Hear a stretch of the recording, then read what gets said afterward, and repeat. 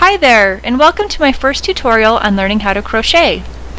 The first lesson will teach you about the tools you need to get started. The great thing about crochet is its affordability.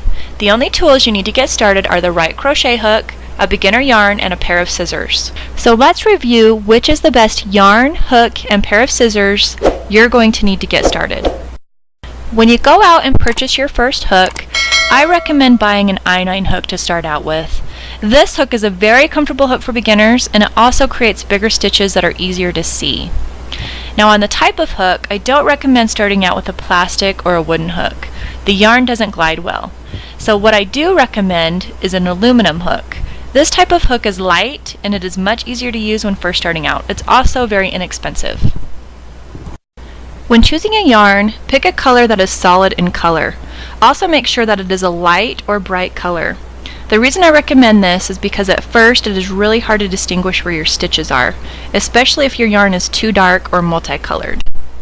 For the type of yarn, go out and purchase a medium worsted weight yarn made of either acrylic or wool fibers.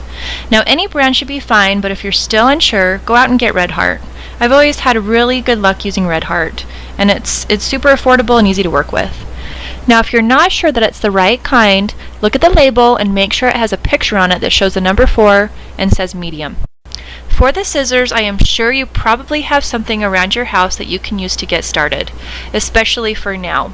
But eventually, when you want to go get a decent pair for your new craft, go out and buy a small pair of scissors with a sharp point. This type of scissor is best for crocheting because they're a little more easier to control and a little more precise. Here is the overview for what was just discussed. Make sure to review it, go out and get what you need, and then come back and watch lesson number 2.